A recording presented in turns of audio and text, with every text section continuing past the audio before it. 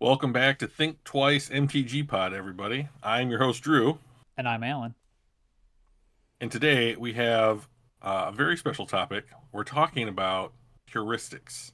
Yeah, strange word. I don't really know what it means. Alan, Okay. Um, Heuristics are, or I guess it's really like a terminology that's used somewhat. You'll encounter it in the like coding and programming computer world. It's also in the kind of theory crafting world. And what it is it's an idea of a rule that is not hard and fast, but generally correct, that is developed and followed in order to save both time and energy. Okay. So believe it or not, we use tons of these in Magic as well. Um, what? One of the most common ones that I think is a good way to kind of explain the idea is the adage "bolt the bird." Okay. So, Drew, in your understanding and your experience, when you hear "bolt the bird," what do you think of?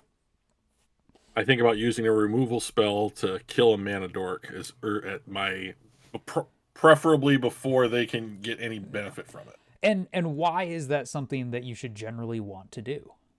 Because I want to prevent my opponent from essentially getting ahead a turn on me because traditionally we would both play lands alternating back and forth forever, quote unquote, right? Mhm. Or at least through the first couple stages of the game. And I don't want my opponent to be able to skip one of those steps and get to like being able to deploy a card or a spell that I can't answer effectively. Yeah. So that's a heuristic. The idea being that every time your opponent plays a generally a one mana dork, the only really good ones, except for in a few cases, um, you don't want to have to go through the thought process of being like, okay, well, my options here are to kill that or not kill that on my turn.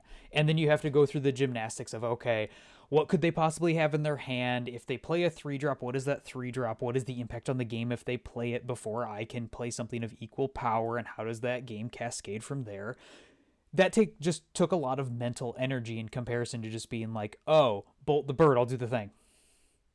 And so what the idea is, we have these small rules that are 90+% of the time the right thing to do, that we follow in order to save our mental energy and sometimes just time on the clock for the more important, more complicated later turns of the game.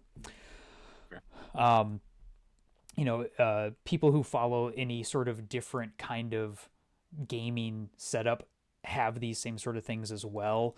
And whether it's you play chess and it's like, well, I need to move one of my central pawns before my outer pawns, or I want to move my knights and bishops before my rooks and my queen, that sort of thing. And you can go on for everything. All of this is about saving time and energy.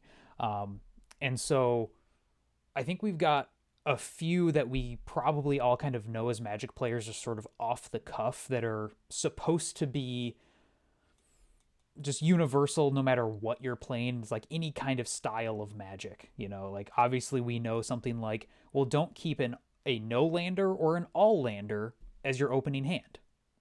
And that's, while very simple, it's just a rule that we follow. And I guess somebody could come up with an instance where actually I do want to keep a no land hand because somebody will be like, oh, but I played oops all spells, and so ha ha ha, or whatever. But I mean, I can't count the number of times that I've sat down from across from somebody. They look at their opening seven and they say, well, it's got lands and spells, so I'll play it. And that's kind of the very simplistic version of a heuristic here. So Bolt the Bird is one. You want to kill the mana dork. Um, Right. and things like that. Um, and then so another one that I think comes to mind is one that I think you and I both learned as we were starting to get into like true format Magic rather than just like cards I own Magic. And that was the idea of play your instant at the last available time. Right? Like, I have an instant speed kill spell. I don't need to spend it on my turn. I'll pass with my mana open, wait to see what you attack with. Do I have a good block? Oh, if not, now I use my kill spell because it's the last relevant time frame for me to do the thing. And we learned that because it makes most of the time it makes the most sense because it leaves your options open, right? But there are certainly times when we know that it's better to, even if it's an instant speed kill spell, to play it on your turn. Maybe your Yeah. opponent's tapped out of mana. Maybe that they have something in play that prevents you from acting effectively on their turn. It's going to cost one more mana to cast it because they have some sort of taxing effect or whatever. And so this is the idea of heuristics: is they're not 100% correct all the time, but it's I will say, yeah. with that last example you gave about playing instance on end step, Mm-hmm. I find myself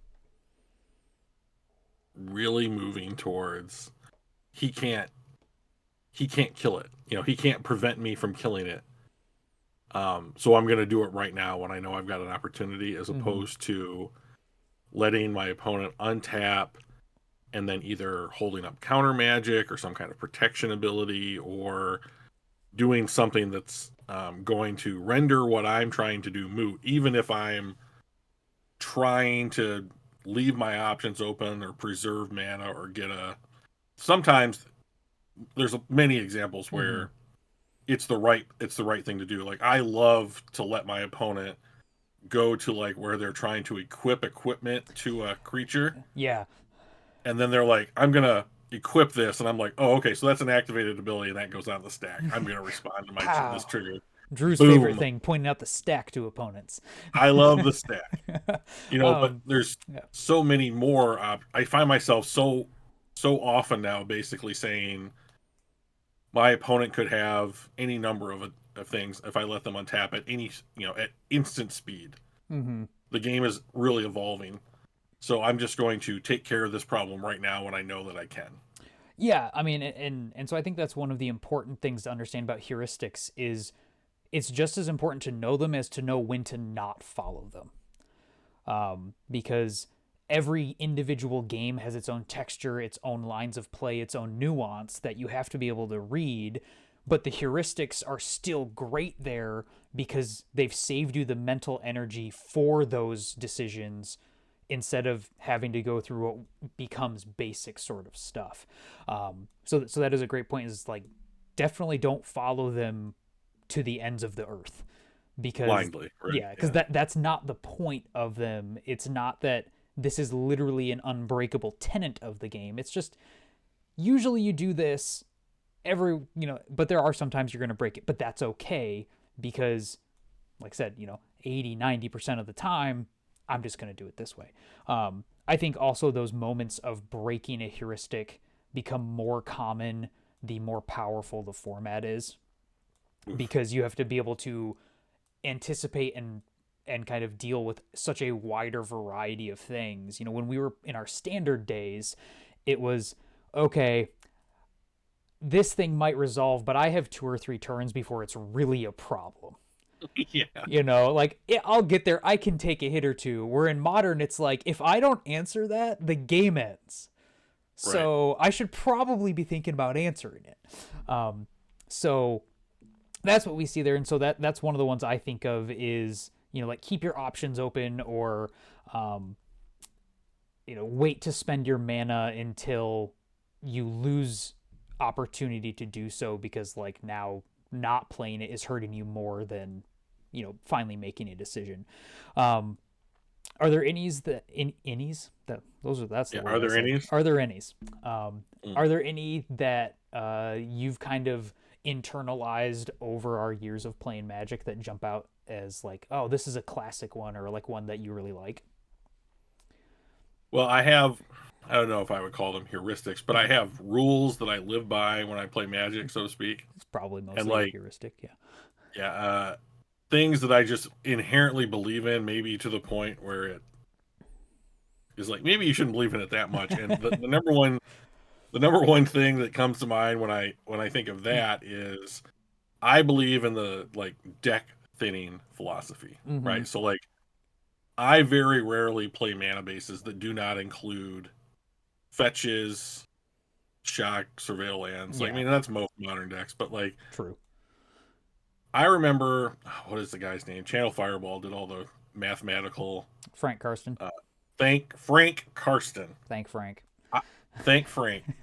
We should, because he has done a lot for Magic Yes, players. yes. Like he used to write an article that he would update periodically that was like, if you want 3 red on turn 3, this is how many Mm-hmm. sources you need to have in Yeah. your deck. And it was this wonderful article about basically how to construct mana bases to Yeah. accomplish your goals. And one of the things that he said, I almost feel about it now like it was like almost nearly a throwaway comment in there, was like, if you play a land and then basically wish another land out of your deck, you are playing 1 land to get 2 cards out of your deck. Yeah. And if you do that 3 times in a game, like, you are playing a 57 card deck effectively. And now with the surveil lands, like, we're even getting more value on top of the fetch replacement deck thinning philosophy, Mm-hmm. because you get a chance to look at the top one and decide whether or not you should put it in your graveyard. And I've always really believed in that because it improves my chances mathematically of drawing a relevant spell. Yeah. So, and I used to be a control player, and that always was like, oh, relevant spells seem key in these, in most matchups. So Yeah. I'm a huge fan of that. So I've always believed in, like, thinning your deck as a way to overall improve your chances of drawing meaningful spells in your matches.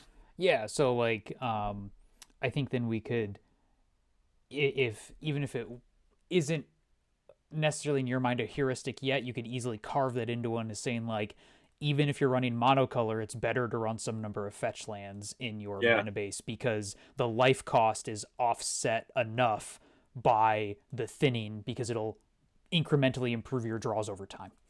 And So I like that I sort of am thing. considering putting. So I play Storm, Ruby Storm, Yeah. and I'm considering picking up, even though they're just ungodly expensive for what they do. But, like, I'm considering picking up Prismatic Vistas because I run something like 8 basics Yeah. in my list, and I just believe in the, like, let's get to relevant spells here. Lands usually are not relevant. Mm-hmm. Uh, so I mean, I just believe it really hard. So, Yeah.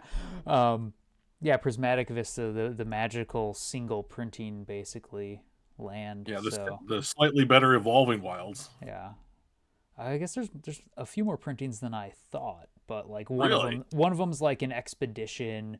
Um, Oh, really? one of them is a Magic Online only Oh, release, and then yeah, but that's it disappointing. not enough to really lower the cost. But yeah, Prismatic Vista is a good example um, of like yeah, it did. Everybody's always kind of like, oh, the life is going to hurt you. You're like, no, no, no, the life No, is an okay cost. Um, but not so having the right spell is what's going to kill you. yeah, like so bringing up fetch lands brings up an interesting next step because I think Bolt the Bird style heuristics are very simple and they don't take long, and honestly the mental gymnastics you're saving yourself when you use one of those is very small because it's like my opponent played a creature and I have the ability to kill it. They thought it was good enough to include in their deck and invest mana into play. I have the kill spell that I think is good enough to put in my deck and I have the mana to play it. It probably just makes sense.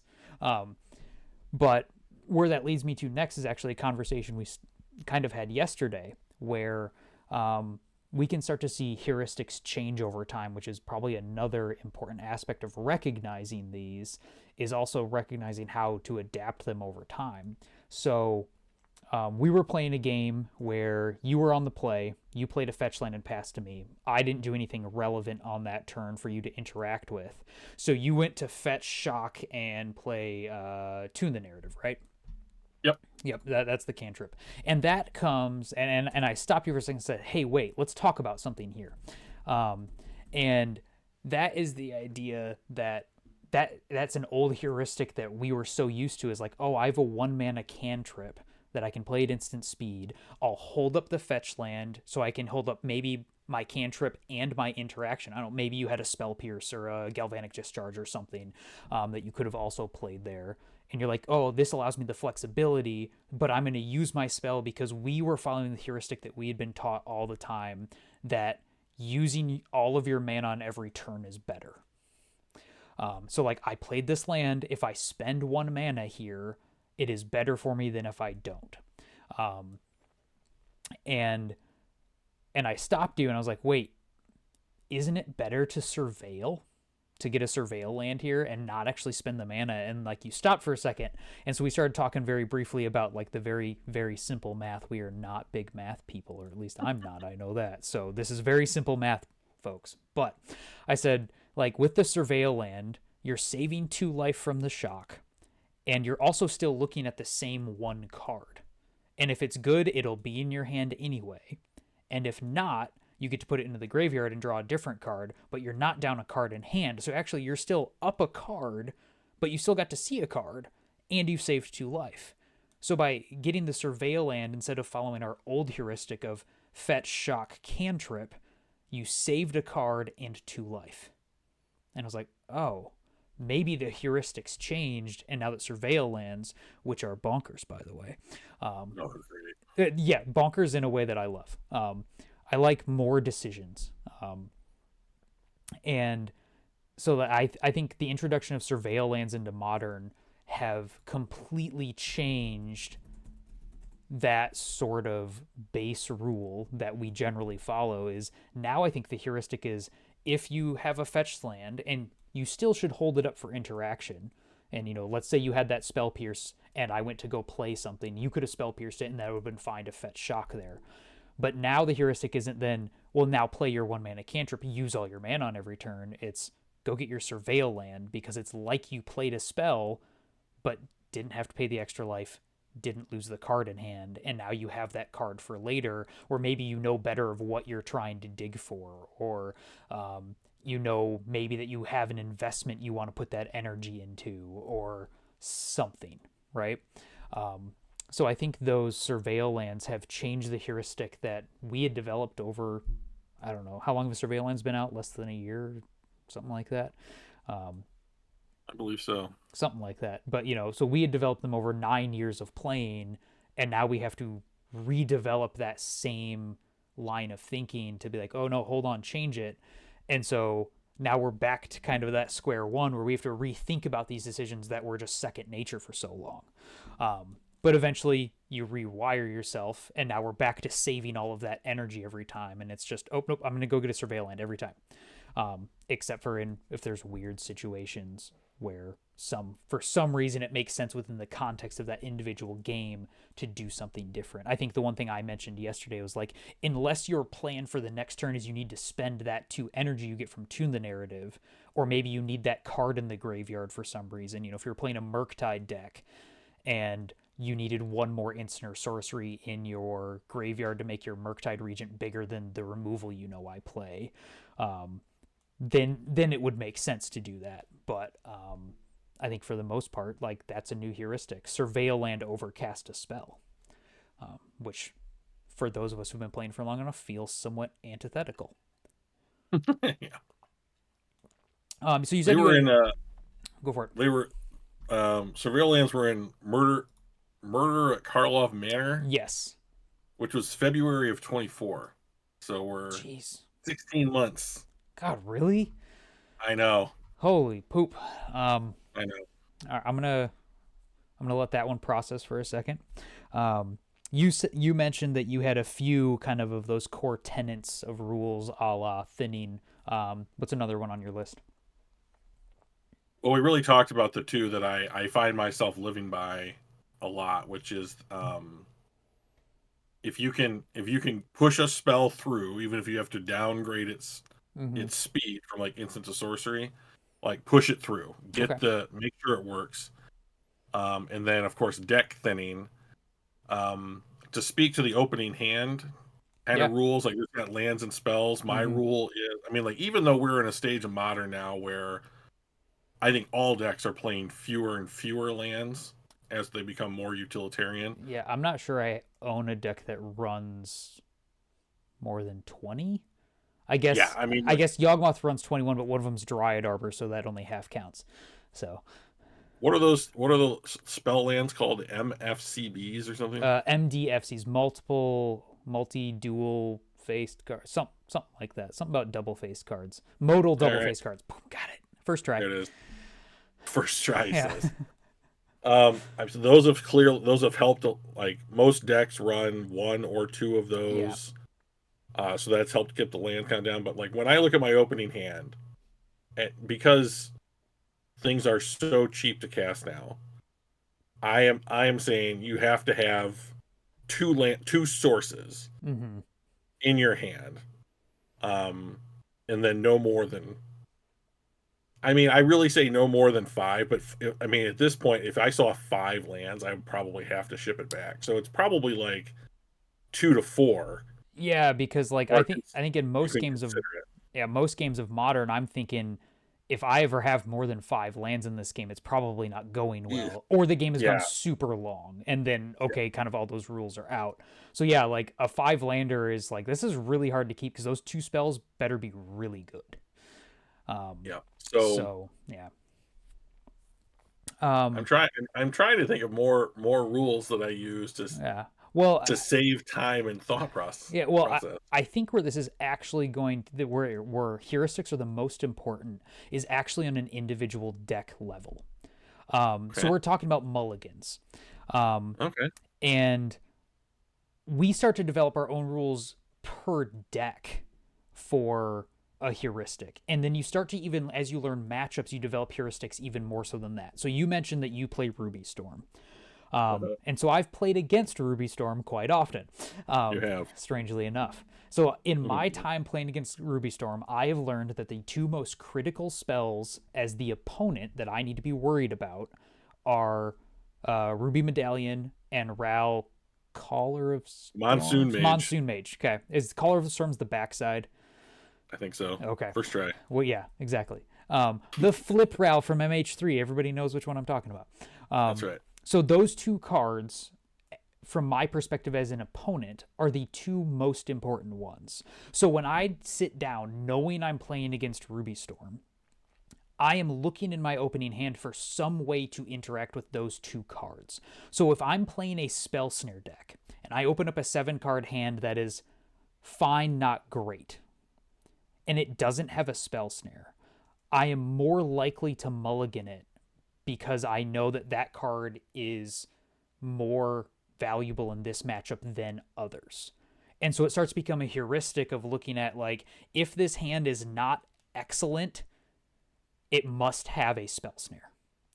Because that is the one card that I might play in many decks that can answer both of those cards and completely stops you from getting the value out of them.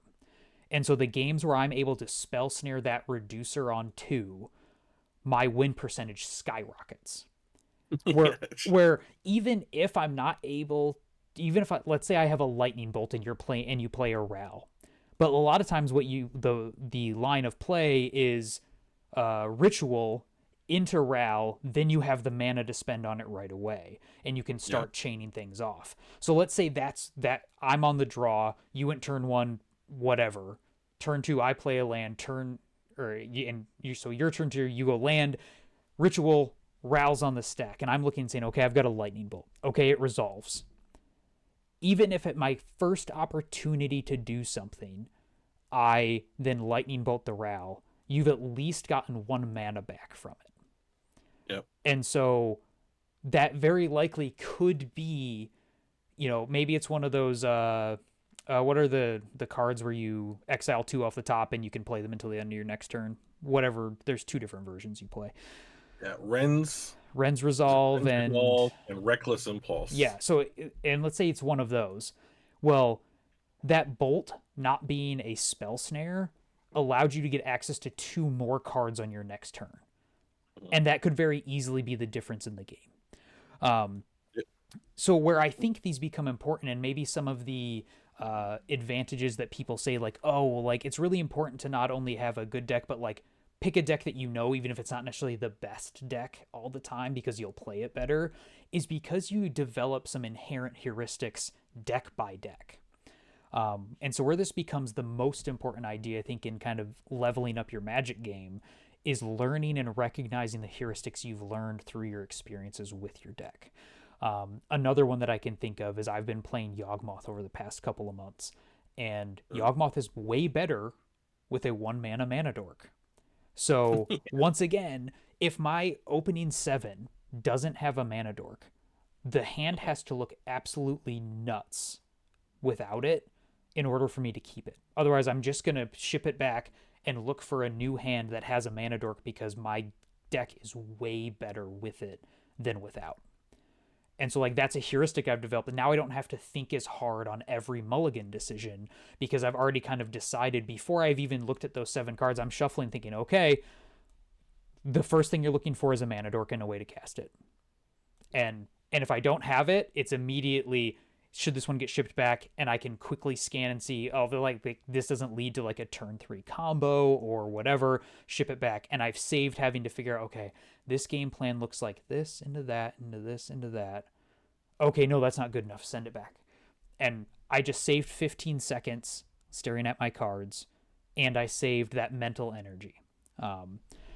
And I think that becomes important because some people out there grind super long tournaments. They'll play 9 rounds in a day, which is insane. But that's the way Magic tournaments are set up. But even for people like us who don't do that much, it's still important because I've spent all day at work before I go to F&M.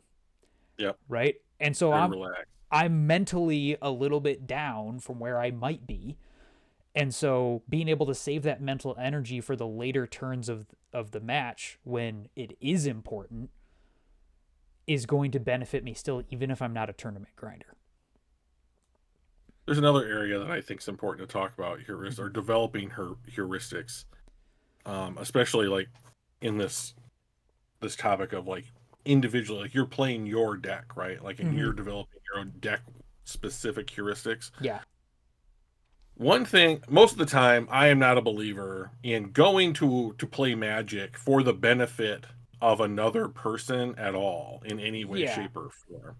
But I will change my point of view in this sense because when you develop heuristics that like save you a little bit of time, you're potentially saving everyone else time, in the sense that where you and I play, it is very common that we will have one or usually more matches go to time and then into turns every round or close to it. And if you are developing these if you're developing these habits like, I know what I'm looking for, I'm going to do these, I'm thinning my deck, I'm doing my deck specific heuristic in order to save myself 15 seconds on this turn, 10 seconds on that turn, being able to do A, B, and C, if that adds up to 2.5 minutes over the course of a game, and then you play 3 games, and you're sitting here rounds, right, we're saying it's now a half an hour. Right? Like that's huge. It's not crazy to think of that being achievable, and clearly that benefits you as a player. But the thing that I am also thinking about is if you are playing a game that has gone to turns and you're the one who is not playing quickly, taking forever to decide on every single thing, you're still here like facing down the barrel of a tie. Yeah. Like that should be something I have played games where I am literally flying through and I know that I'm rushing to the point where I'm missing things, but I'm doing so just to make sure I don't end up having to go to turns. And that benefits you as a player as much as it benefits everybody else at the tournament. And like, this is the one area where I'm going to be like, think about somebody else when you're playing Magic if you're gonna develop heuristics, because it benefits us. And if the empathetic argument of just valuing people's time and the workers at the store and everybody else, it doesn't hit you, people, like, think of it just in a pure competitive sense. It's better if the tournament runs smoother, if everybody is saving that 1 to 2 minutes a game or a match by using a little bit of pre-developed heuristics, then all of a Mhm. sudden there's going to be less draws. So the matchup spreads are going to be cleaner. It's going to be easier to figure out where the cut to top eight is going to be, and if you can intentional draw and save yourself that last round of thinking it all, and like all of these competitive edges come in because even though a draw feels way better than a loss, it is so much worse than a win. And Yeah. and like literally the points that you get awarded in the match system play out to this. You get 3 points for a win, you get one for a draw. A draw is not half as good as a win, and I think that's the way a lot of people think of it. But Yeah. it's 33% of a win. It's a failing grade. It's like it's not good. It's just kind of like a draw to me is a Pyrrhic victory. You're like, I didn't lose, but I also didn't win. So crap. I didn't do the one thing I set out to do. In my mind, I would rather lose in an effort to win than draw in an effort to not lose. And, Right. and that might seem like a little bit of picking at straws to some people, but I think there's a really big difference, even just in the way I walk out of the tournament. In my mindset is like I at least tried to do the thing I walked into there to do, because if you walk into a Magic tournament, even if it's an FNM and you're not trying to win like your matches, I'm not saying you have to be cutthroat or trying to cheat, but if you're not just trying to legitimately win the games you're sitting down and playing, like what are you there for? Why, like, Yeah. you're to that point of wasting everybody else's time because now you're there to goof off, you're there to gossip in the middle of a match. And this is the thing that gets me. Maybe the heuristic doesn't even need to be about gameplay. Maybe it just needs to be as simple as stay focused on the game at hand. So I have, now that we've been talking, I've been thinking about some things, and like when you said outside of the game, I have a process I go through in between games. Mm-hmm. So I play game one, win lose, Mm-hmm. decide what I'm going to get on my sideboard things out. I think I've got the count right. Then I pile shuffle, Mm-hmm. and I pile shuffle to count the cards that are in my Yep. deck.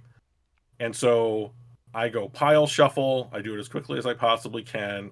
Then I riffle shuffle. Is that what it's called? Riffle? Yeah. Uh, I Is think that what it's we I do? think it's called a mash shuffle. The riffle is the classic, where you I bend the do not do corners. the. I do not riffle shuffle. I mash shuffle. I do it. I riffle shuffle everybody. Come at Uh, me. Come at me. it Let's is go.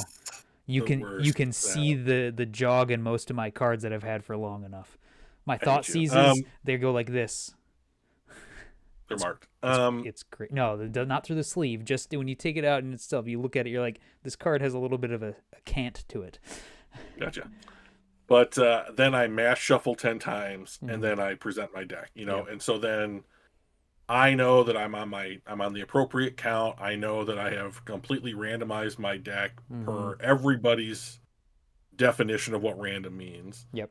and then I'm ready to go. And like because I don't have to think about what my process is going to be, I see people they'll just take 2 3 cards from their sideboard, put them on top, and then just literally crush their decks together twice and then Mm-hmm. present. And I'm like, That's bruh, not random.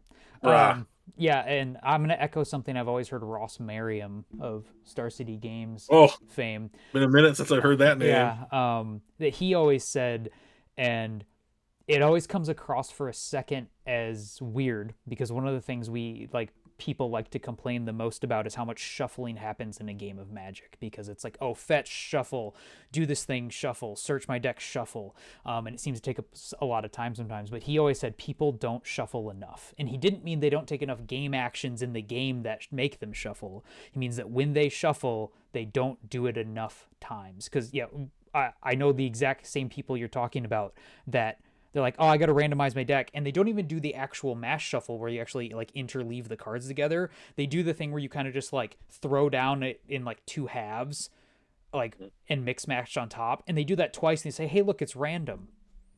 And I'm like, that that wasn't even a shuffle. That that wasn't even a card trick. Like, Yeah, when people present their, most of the time when people present their decks to their opponents, it's so that you can just cut.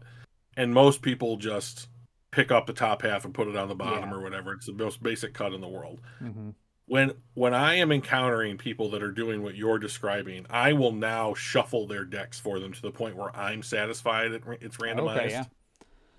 And I've had a couple of people say, "What are you doing?" And I'm like, "Well, I'm allowed to do this." Yep.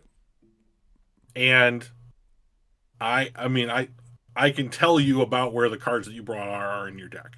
Mm-hmm.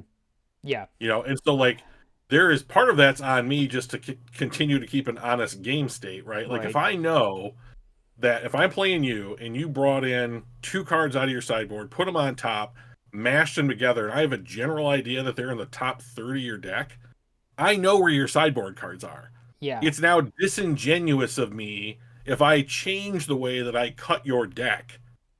Yeah. That's true. So like if I cut your deck, so like if I know they're in the top third, I'll cut it fat and have you put the bottom third on top, and now you're even further away from it. Mm-hmm. So like I'm required to be, if I'm going to be an honest player, to truly randomize my opponent's deck so that Yeah. I lose that information. Mm-hmm. I don't think I come across anybody where we play that is trying to do any sort of deck manipulation in terms of like they're purposely putting cards in spots. But I noticed that Right. some people in their habit, they shuffle and then they cut their deck on their own, and as they're presented to, they'll put one half down, put the other half on top, like they've done their own pre-cut. And I think it's just habit from shuffling. But I've noticed that something I do when that happens is I purposely cut it at a different spot, Mm-hmm. because I know it's something that somebody could do is be like, oh, I've put these good cards on the top of this half and the bottom of this half. So hopefully if you cut kind of right in directly in the center, as most people try to do, as like you said, just the most basic cut possible, that maybe I'll end up having some good cards somewhere. And so purposely, if I see that happen, I go for a different spot in the deck to cut. So And I think it's just that like just in case I'm not going to play into something that could be a manipulation. I really don't think it happens where we play. But like I just it's like that like mind game within a mind game that I play with myself and nobody else is even at the table, but I'm doing it. the place where I see that happen innocently the most frequently is with kids, new players, and just a subgroup of Magic players that I just kind of call goofballs, not because they're like it's not derogatory in the way that I intend it, but it's the people that I think are more used to like kitchen table Magic than they Mm-hmm. are. Like there's a little more laissez-faire. Yeah. I they've never had the way that they play Magic, which is completely fine. Um, the way that they play Magic is so relaxed that no one would ever cheat, and and we play in a more structured way. Mm-hmm. And so they are not used to that structure, and they've probably never considered it. So I'm on the watch for it. We had a couple of players recently that I thought were like, I'm betting that if I could just magically see a percentage of where you've played your games Yeah, I know where they've been. at home is the overwhelming percentage. Like Yeah. it's in the 90s. Um, So it's interesting. I if you had asked me before recording this episode, what potential paths does our conversation lead us on, I would have not would have not thought about here. But I think this is sure, actually a great spot for us to bring, because like we're moving out of like in-game heuristics to more of like behavior heuristics. And I sure. think that's a great thing. Even if you're just playing at F&M level, you need to recognize that you are in a different setting than when you're just hanging around with buddies. We have had Right. multiple times in our Magic career where the store we play has a large contingent of middle school aged kids Hmm. as part of the player base. And you and I have complained many a time about how they're always going to time, because as the evening goes on and Swiss pairings work out, they're always near the closer to each other at the bottom tables. And then what happens is you have a table of four of them, and they're all buddies because they're in the same seventh grade class or whatever. And what happens is then they stop playing Magic for half of the game because they're looking at each other's thing and talking about this and eating the candy bar that mom bought them, or making sure that they went and found the pop that they left sitting at their last match or whatever. And like we've even Yeah. gotten to the point sometimes where you kind of end up having to like monitor it and play chaperone to be like, oh hey guys, like you guys are done with your game, let them play theirs because they're the last match going, so let's get through there, and like and just keep them moving and stop degenerating into side conversations or whatever. And it's they don't have that heuristic of like, oh, I need to act a certain way where I am because I'm not sitting at the kitchen table. And it's okay if we take a break in the middle of a game for some reason because all of a sudden I decided that I'm thirsty. And it's about okay being focused. Another one that I've had to correct many people on, over the years at F&M is you can't help somebody when they're playing a game, even if Yeah. it's you think that it's following the rules. You can't butt into a game and say, oh hey, actually you should have two more +1/+1 counters because of this thing and that thing. Like now that's considered outside assistance. Right. And if you see something wrong, what you can do is you can ask them to pause their game. If they say no, that's fine, that's their right, and you can call the judge and say, hey, I think they've done this wrong. And even at F&M level, you shouldn't be butting yourself into a game because once again, it's not kitchen table. It's Right. not like, oh, we're just sitting with buddies at lunchtime and lean over and nope, that was wrong. Here you go. Um, and so like maybe the first place if you want to improve the overall tournament experience, I can't say necessarily that all of these types of things will make you a better player. In my opinion, it'll make you a better player to play against, Yeah. um, which makes the experience better for everybody, is just develop a tournament behavior where what you're doing is you're in the right mindset, you're focused. And I think another part of that, and this really gets to me, is learn how to be a good loser, and even more Oh, importantly, learn how to be a good winner. so but I want to talk about that. So please Yeah. remember to pick up. But I wanted to add one thing here. Mm-hmm.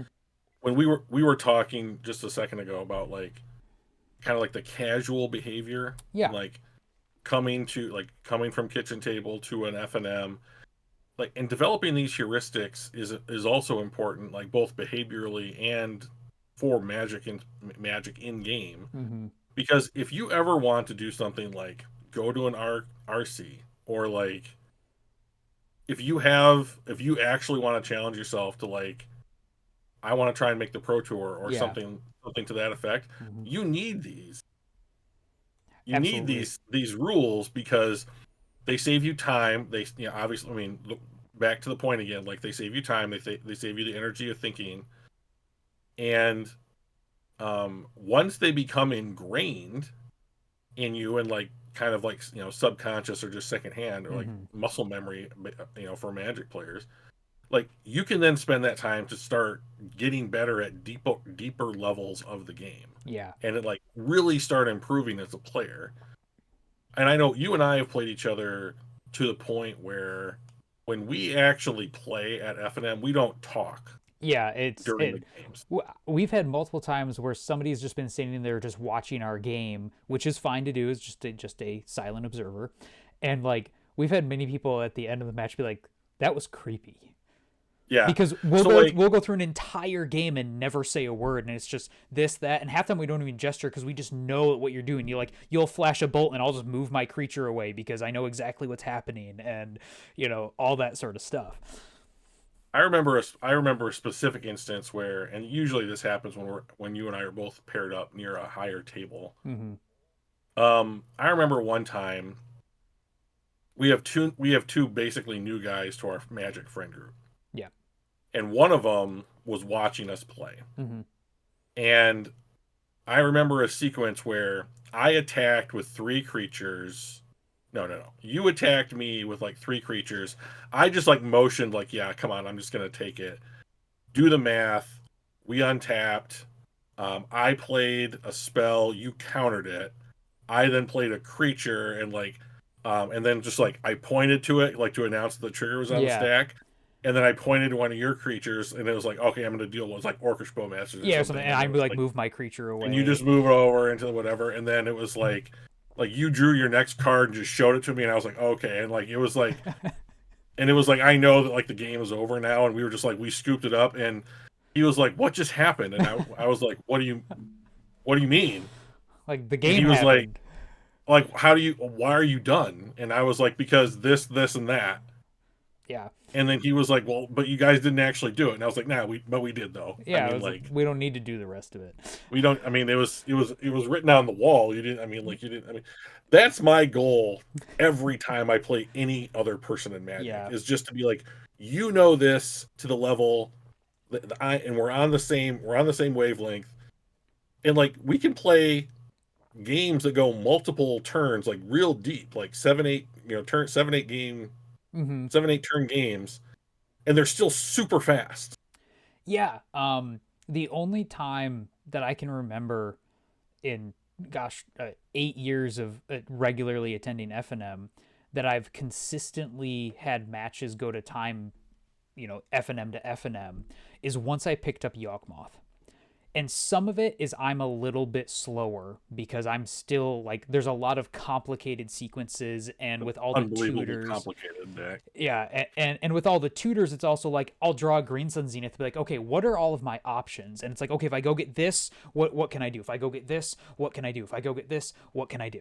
And so thinking about all of that sort of stuff. But I've noticed that at least 50% of the reason why I go to time, and as I play it more and more, that my percentage continues to get smaller and smaller, is that people don't know what my deck does.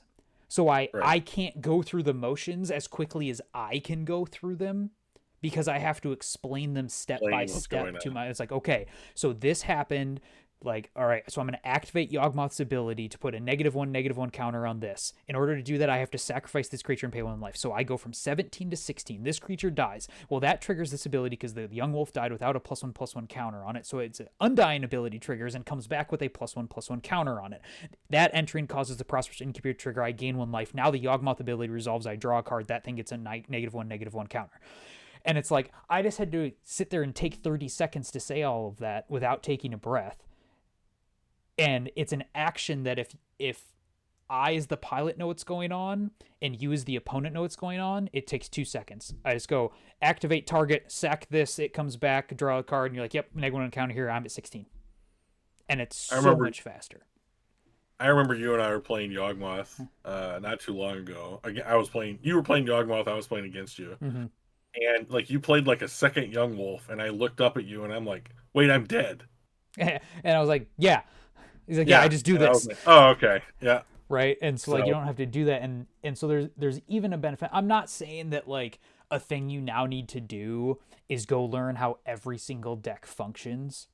Um, but it certainly helps because some of those matches I was playing that went to time and I would draw, we might not have drawn if my opponent had just understood the way my deck worked a little bit better. Now, is that something I need to be prepared for playing a complicated deck that I'll run into an opponent that doesn't know what it does? Absolutely. And I'm not saying that like I hold a grudge against any of those people, but it could have changed the outcome if they were just more aware of what a deck does. And it's not like Yawgmoth is new. right. It's been around for a while. But anyway, we wanted to circle back around to learning how to be a good winner and a good loser. Sure. Thank you. I think the easier one that everybody kind of slowly learns over time is how to be a good loser. Yep. You don't complain to your opponent. Some people still don't do this. We had an instance a few weeks ago where at least one person in our post FNM dinner group interpreted it as like one person got kind of a little bit mean to the other player, being like, and if I remember correctly, the conversation was something like, oh, you don't feel bad, you play blue. Even though the player Yeah. playing blue was playing Merfolk, which is like the least blue deck in blue's history because it's just putting a bunch of creatures onto the board. But anyway, like the first thing you need to do is learn how to be a good loser, learn how to lose with grace, and just accept that you lost. And this is something I think more people need to come to terms with because we're sitting down to play a zero-sum game. You sit down at the table, one of you is walking away unhappy. And like you have to be prepared that it could be you, and just don't be a jerk to the other person. Just say, "Hey, thanks, good games, bye." And if you're upset, just walk away. That person is not the person to complain to. They're not the person to rant to, because most people don't feel great about making you feel bad, but we both sat down to try to win the game. So why should they feel bad about accomplishing the goal that we both were trying to do? So I'm the kind of personality where if you tell me some kind of behavioral answer, like how to be a good loser, right? Mm-hmm. If you're trying to convey that wisdom to me, 5, 6, 7, 8 people might tell me the same intent, like the intention of the same thing. Yeah. And it's the ninth person and how they say it that Mm-hmm. finally gets me to be like, okay, the light bulb came on. Gotcha. Yeah. And so this for me, and I'm still not great at this, but I practice this a lot now internally especially when I lose, which I hate doing. Yes, he does. To be honest, like I think that I would rather not lose than win. I know that sounds weird, but like I just don't want to lose. I don't Mm-hmm. want to win. I want to not lose. But I used to play a lot more limited than I do currently because I Yep. don't play any right now. But so I used to follow this guy Numath and Nummy Yep. on YouTube. He's a world-class drafter. His name is Kenji Egashira, and every time that he loses, he says, "That's magic, baby." Yeah. That's And I a started to great watch. mentality. I must have watched hundreds of his games Yeah. and matches. And every time he loses, even when he's like, most of the time it's he knows he's got it next turn. He just needs X Mm-hmm. to happen, and it's for sure that he's won. Yeah. And he doesn't, and he goes, "That's magic, baby," that's magic. That's what I just say to myself. Like when I lose, that's magic. Like you can have the perfect draw, be on the play, make no mistakes, and you can lose a game. Mm-hmm. Play against any Amulet Titan player. You'll know that feeling, right? Yeah, well, and even so, like, just you, your opponent can also have the perfect hand, and if theirs just matches up better Yeah. against yours, it's like, well, what are you gonna do? And Like, how many times have you and I said the following? Like when you're building a sideboard, just pick the decks that you don't want to lose to because you yeah, can't plan for them all. yeah. There's no way That in 15 cards that you can have enough stuff to stop everybody. modern is too wide, it's too broad, Yeah. it's too immense. Mm-hmm. And so here's the thing to kind of switch gears. This is the one that gets me. Like I will lose, and then my opponent will say something like, "These are the things that make me almost want to punch a dude in the face." I Even know if they're where just it's a going. little fuck, I know where even it's if it's a going. little kid.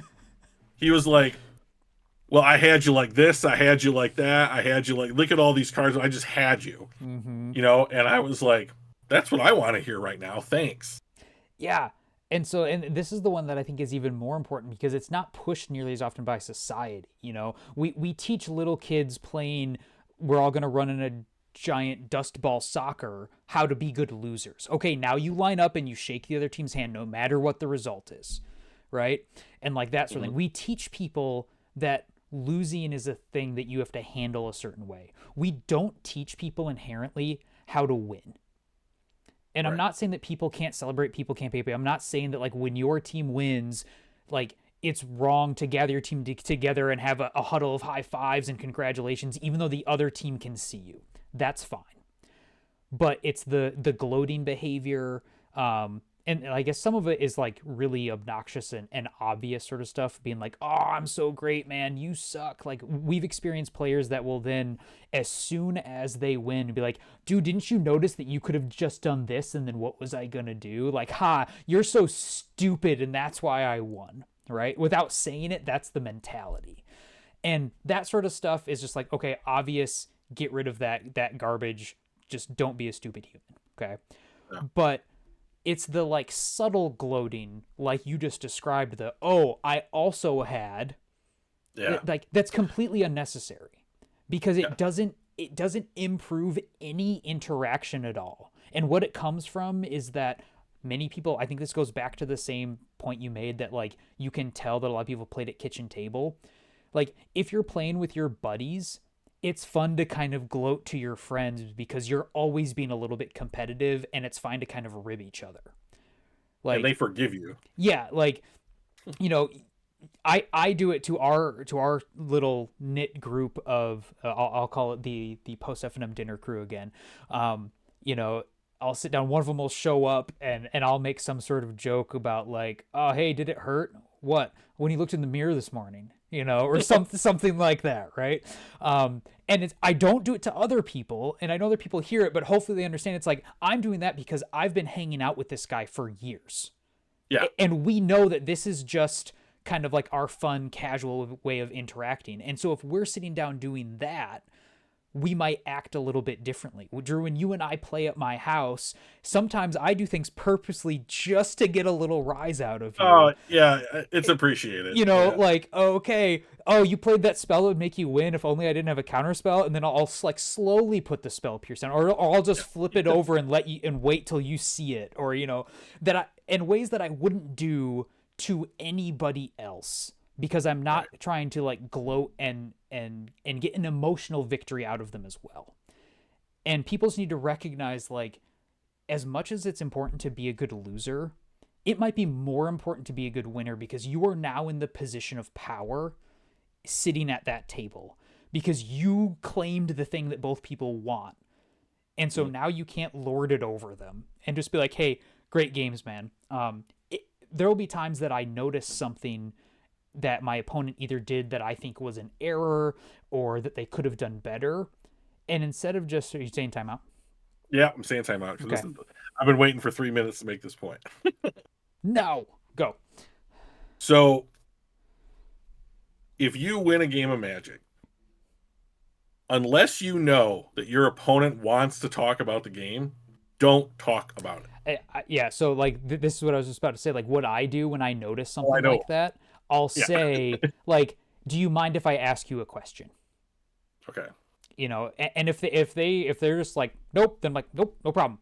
And even then when I do bring it up, I don't say, "Didn't you notice you could have just?"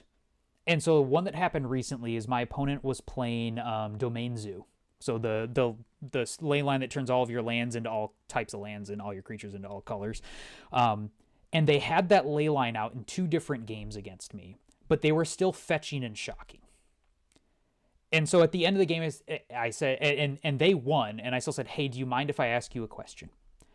And Fitting. they were like, "Sure." And I said, "Okay, why were you fetching and shocking when you had the ley line out?" I was like, is there something that I don't know of in the deck that makes that a good reason? And he went, oh, it was just security in case you did something to my ley line. And I'm like, well, then couldn't you have just, if I put like a destroy the ley line spell on the stack, couldn't you have just responded with the fetches then and saved yourself the life beforehand? And he was like, yeah, I guess it was just, I just wanted to make sure. And you know the player I'm talking about, who's extremely socially awkward, and sometimes if there's too many people, he just leaves. And so I just left it at that. But Sure. legitimately, part of it is I was curious, like, is there something I don't know of in this deck that makes you still want to do that? Because like I thought half the point was it just made all your lands. The other half I was thinking was just like, you know, we've all done stuff where we forgot half of what our card's doing. You know, I think we even have a recorded video where we fetch with your blood moon in play, and you're like, I'll Oh fetch to God, go get I a did it mountain, repeatedly. you know, right? And we're like, oh wait, and eventually we're like, wait, your fetches don't do that. And it was also silly because it's not like you were getting a different color of mana. It already Nope. made red mana. You was just so natural that you're like, I have to fetch to do this, and we didn't catch it. But we knew I wasn't able to cast spells because I only had red mana. And so things like that. And so I was like half thinking like, maybe either doesn't realize or doesn't like wasn't thinking about it, and like maybe just me asking it is in the next game he doesn't fetch early and saves himself 7 life and then doesn't die to a burn opponent, you know, something. Right. But just so like it's partially about what you're doing and um like the way you go about it, but it's also like if you want to have those conversations, engage them the correct way. So this is a big one for me. Mm-hmm. So um so I was talking to one of our F&M players and one member of our dinner crew, which I love the name by the way, Yeah. had played this player. Mm-hmm.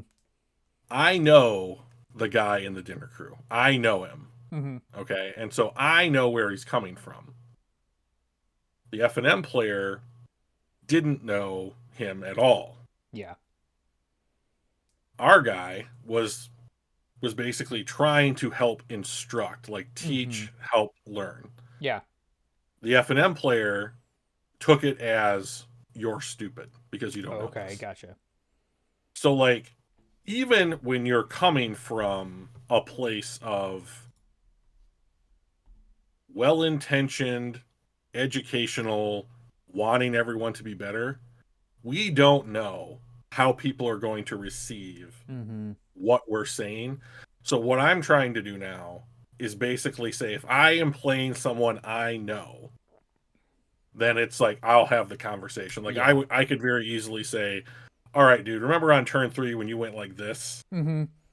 You know, and I was like, "So what do you like what are you thinking there? Like what do you Yeah. I mean, I can and then you and I can have a conversation and I'm not going to take offense." We do that quite often.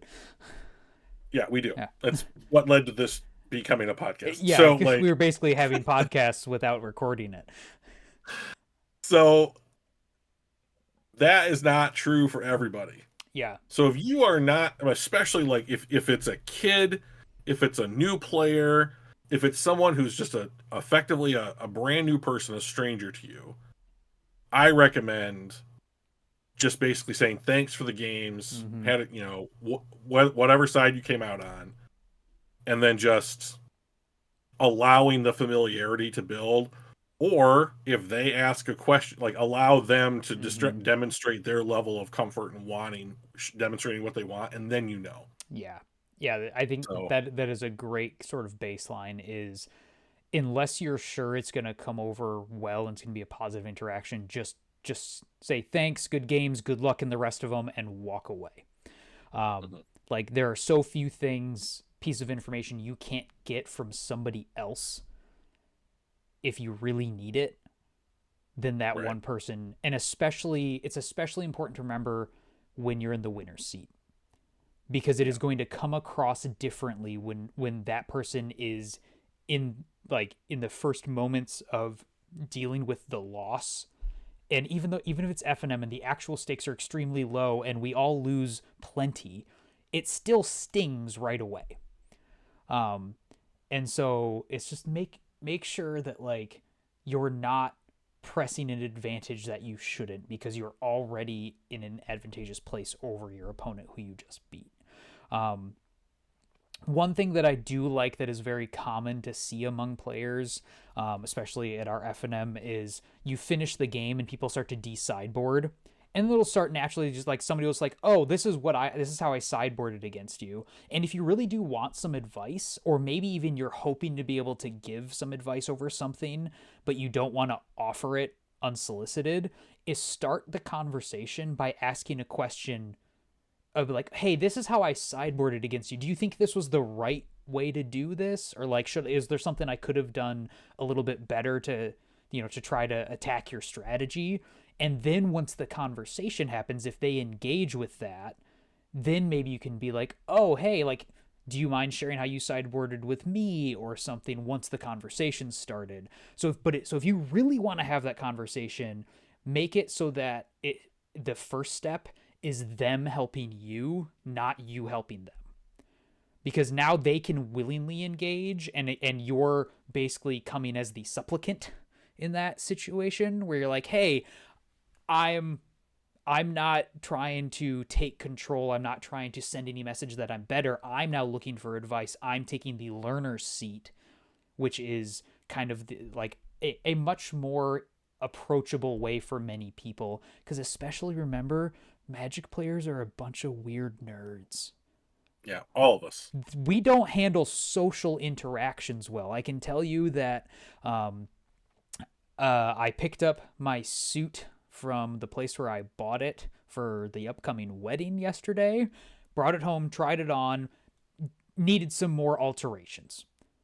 Sure. And even though this is exactly what this business does, it is literally a place where you can buy menswear and he's a master tailor. This is his whole job. Okay. The whole day, knowing that this is where I was going after work, my stupid anxiety fueled brain was running through all of the ways that situation could go wrong.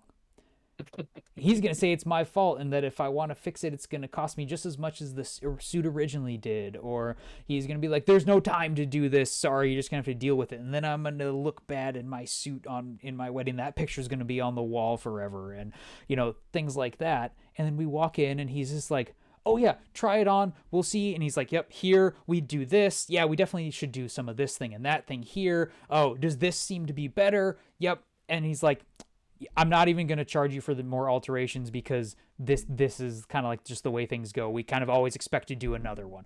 And it like went basically as good as it could possibly go. But I'm a social weird antisocial weird nerd and I was worried about it. So assume it's the same kind of thing that somebody just likes playing nerdy games where you pretend to be a wizard throwing spells at each other is going to feel awkward in that social interaction. And just treat it like that and be like, okay, really delicate maneuvers. We're not going to startle anybody.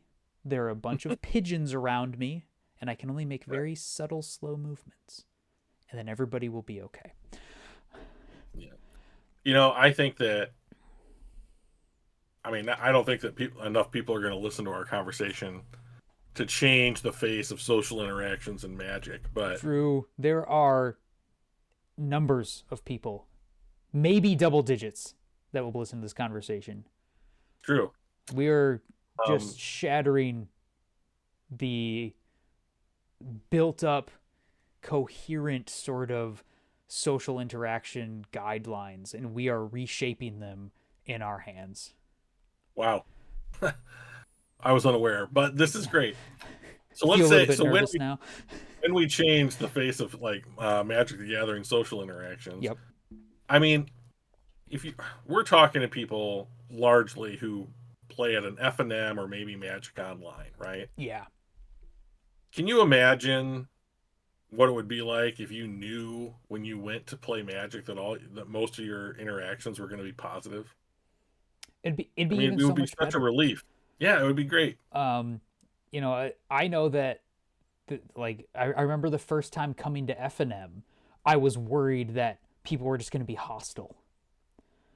And it's like, oh man, they're gonna jump all over my throat if I do something wrong, or if I don't know how to do something, I'm gonna look like an idiot or whatever. And that doesn't happen. Most of the people are well intentioned. They're all there to just have fun.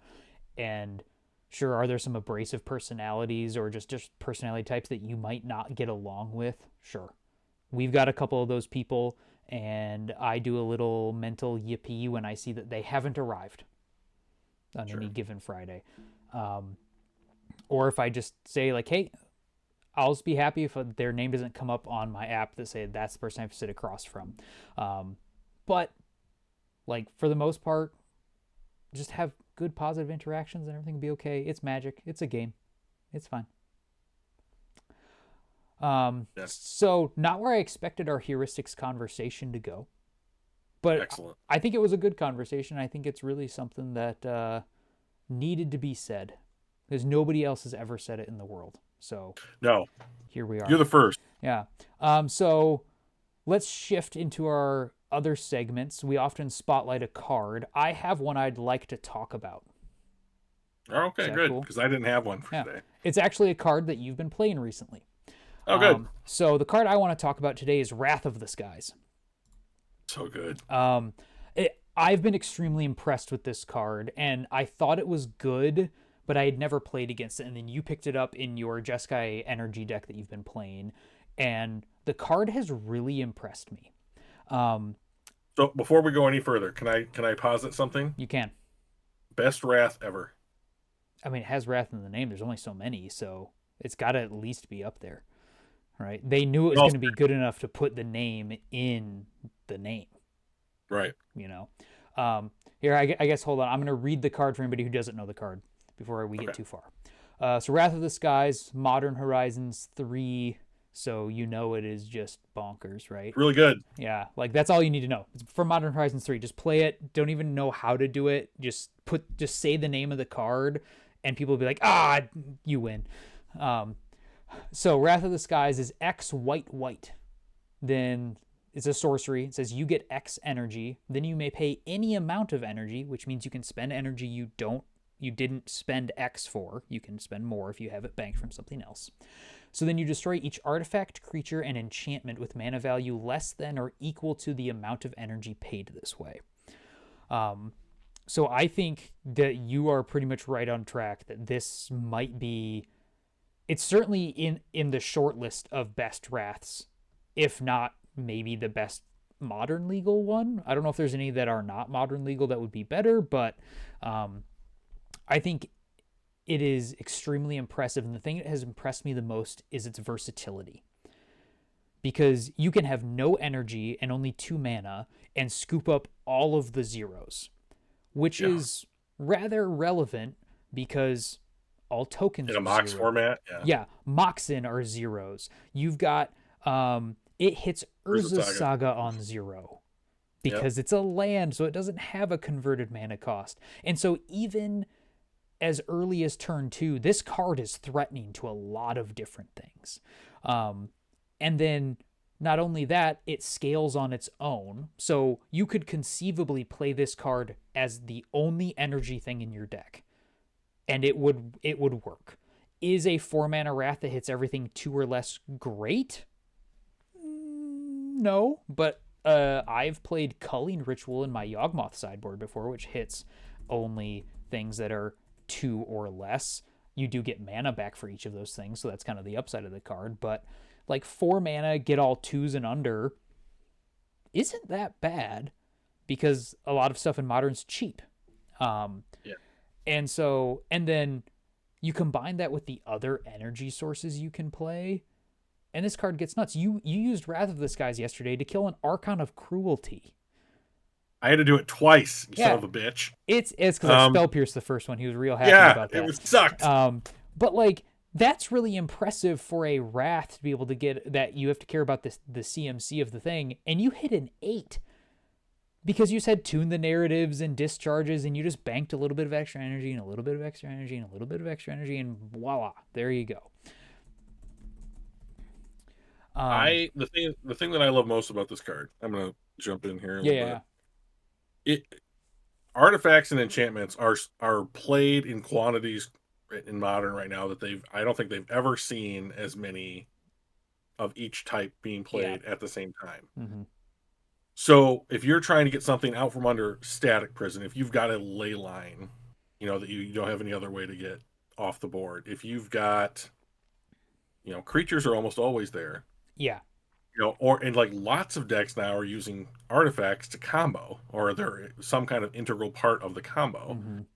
It's just, and as the overall mana value of the format continues to go down, this just becomes that much better and better, because I used to play draw go control, and it was blue-white control, and then I was trying to get to make sure I had Supreme Verdict on 4 that I could get all the creatures off the board, and then but this hits creatures and artifacts and enchantments, and so the amount of X for 1 cards that you're getting when you play this is wonderful. So I went a number of times in our games yesterday where I went white 0, get rid of your clue token, your treasure token, your all the stuff I was trying to creativity into. And so if you're playing, I have played against people playing Boros Energy, and there's so many just 1s and 2s that if I go Galvanic Discharge or Tune the Narrative, and then on turn 2 I can invest 4, I can get all the 2s on the whole board. I probably haven't played anything yet. I'm getting a token, an Ocelot Pride, a Guide of Souls. I'm getting a 3 for 1 or more. Yeah, I mean, you could very easily, they could have gone Pride on 1, attacked with it, made a token, played into Johnny, made that token. You could be getting 4 things off their board for your 1 card. Yeah, it's awesome. On turn 2, you just got a 4 for 1. It's awesome. It's great. You get so many more things, so twice as fast against most of the matchups that you see nowadays, that it's just I honestly believe that it's like the best at doing what this kind of card Yeah. does that we've ever seen. Yeah, I think it is not the most powerful energy card that we have. I think that's Guide of Souls. Um, but I think this is the most intriguing energy card that we have. Because it does so much more. Like this card has single-handedly made me want to like um put this card and some of the other energy cards into my blue red wizards list because I play that as a control deck and it's like, man, like this would be a sweet addition. And then you just have Tune the Narrative instead of, Preordain or whatever, and you have Galvanic Discharge as your other removal spell alongside Bolt, and you're like, I've got plenty of energy. And the problem I've had with those two cards, the Tune and the Galvanic Discharge, is they want you to have some other sort of energy sink. Mhm. And all of the good ones that they've printed are white. Yeah. So you've like got to play Jeskai to make it really work, or just be in on Guide of Souls because it does it. It's all encompassing just in itself. You don't need any other energy cards. But I think the way Wrath of the Skies plays is to me like where I see a cool avenue you can go with energy design. And it's not just like, hey, it's all rolled up in one card. It's like energy cards are cool when they can kind of like make each other better. And, Tune the Narrative is not a good power level of card on its own. But when it's an Right. enabler for this card, it looks way better. And so I was like, all right, sweet. So I've just been wildly impressed with the card. I think it's really good. I think it's really interesting. Obviously, it does need, things, the format to shape in a certain way for it to really be a powerhouse. And that sort of thing. I think if we get to a point where Wrath of the Skies is like, oh, this is one of those like really powerful things you need to be considering doing, I think that's one of those signs that a format's in a very good spot because it means that removing a board of stuff is good because people have boards of stuff and it's not just like, oh, as soon as I assembled 3 pieces, I won the game with everything. And so like if a Wrath is a good card in a format, that's probably a good sign. I'm glad that you think that. Yeah. I've been trying to experiment with some other ways to generate a bunch more mana. Mm-hmm. So just like kind of in my like lab, laboratory, mad scientist, witch's Yes. cauldron kind of way. Being able to hit more things, bigger things more quickly appeals to me for 2 mana. And I don't know that we have the kind of energy producers. We certainly have energy users Yeah. that we can play. I really like the ability to do something like, is there going to be a deck that lets you go something like I can effectively reduce the cost of this creature, artifact, or enchantment. My opponent's playing a quote unquote more traditional Mm-hmm. style deck, and then I generate a bunch more energy than we typically see right now, Yeah. but from these larger mana valued permanents, and then I can tailor the amount of energy to Oh, okay. make it non-symmetrical Yeah. So, so so that like, I can wrath my opponent's shit and leave all my stuff yeah, on the and then you're board. like free swing in. Um, the other like line of play that I think makes this card a really good wrath is because you can use banked energy. Mhm. It sets you up for turns like, let's say it's your turn 4. No, a Supreme Verdict, for instance, would be your whole turn. This one can sweep up the same amount of stuff and be like, all right, I'm going to Wrath. I'm going to use the 3 energy that I have sitting here, get rid of all of your creatures and nonsense, and then I can still play a follow up spell. Maybe that's a counter spell. Maybe it's putting down a threat of your own. And like that was always the thing in playing, Drago controls. You're like, okay, on the turn when I have to hit my sweeper, shields are down. I'm basically hoping that they don't have a really good follow up turn. Otherwise, I'm right back in the same spot of now I have to draw the sweeper again.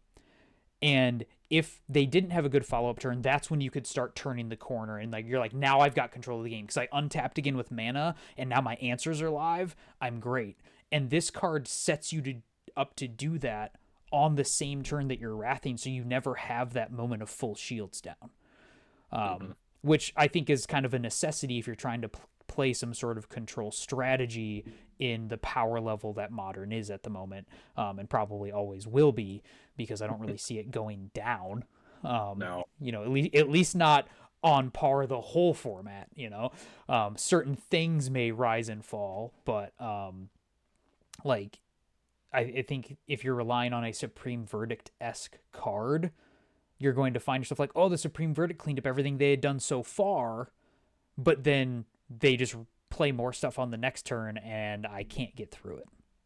right. And so unless I'm just constantly drawing wraths, I won't ever get to the point where I'm not just in a dire situation if I have to answer their whole board over and over and over again. So this card like also allows me to be like, oh, I'm just gonna go white, wrath your board because I just have banked energy from my tunes, and the Galvanic Discharge that killed your 1 toughness creature, so I got 2 extra there, and it's just sitting around waiting.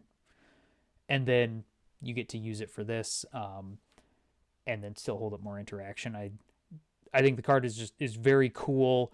I think it's well designed, and I think it's the kind of energy reward that you want to build, because it also like maybe one of my favorite things is that you don't want to play it with Guide of Souls. So it's not just like, Right. well, if you're playing energy, you're playing these cards and that's it. It seems to be a different avenue, which I really enjoy. I think it's the card that I'm having trouble getting away from going to a different deck because it Oh, okay. interacts with so much of what the format is and what I'm likely to see. Mm-hmm. And because we're in a point now where everything is so much cheaper, like the Guide Pride combo, the like, putting the decks that it struggles against, I would say, is something like Hollow One, where I'm like, I'm gonna really early put something that's like 4 or greater Yeah. on the battlefield. Now I'm like, I'm at least 2 turns away, Mm-hmm. and more likely three, like in order from dealing with what you got on the battlefield. And by then it's too late, right? So, but that's a pretty small subset of what decks we have out there. And as we just said, like you can't beat everything in modern. So like, Yeah. but if I'm talking about, I mean, let's just look at the things at the top of the format. Like if I'm looking at like Boros Energy, really good against that. If I'm looking Hits at, it all. Yep. yeah, if I'm looking at things that play Mox, I'm Yeah. I'm good there. Corey Steelcutter is a big card right Mm-hmm. now. Like Urza's Saga is something. What if I can keep my opponent off of Amulet of Vigor and the Spelunking Yeah. enchantment? Affinity is still a deck. Like the kind of decks that I think give this a lot of problem are things like Yawgmoth. Oops, they come back. Like Domain Zoo. Oh, like you have such a huge cost reducer that I can't get enough energy to get up to where your mana values are. Yeah. You can't make 12. Murktide's hard. It's hard to hit 7. Those types of things are definitely where it's going to struggle. But then, you don't have to have only one That card works. to answer everything. You just answer it with other stuff. And because this card hits so much, maybe you actually have a fighting chance against those other things because now you know what they are, right? Um, so yeah, I just think it's a good card. Did you have a deck in particular you wanted to talk about this week? Or Oh, I'm sure I can. I have a deck I want to talk about, but I think we've already talked about it. oh, okay. I'll give you a choice. How about this? I'll give you a choice. All right, lay it on me.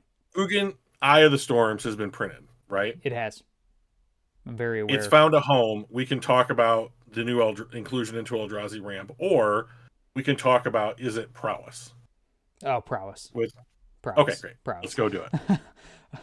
um, So I'm gonna pull up. I'm just gonna pull up a list that I found on Goldfish, just to yeah, kind go of give for me it. an idea of like what's being played in the deck. And so this deck is showing off the versatility and power of a new equipment card that's slotted right in super well to this Corey Steelcutter. One in a red equipment. Equipped creature gets +1/+1 and has trample haste. The haste is I think the big one there.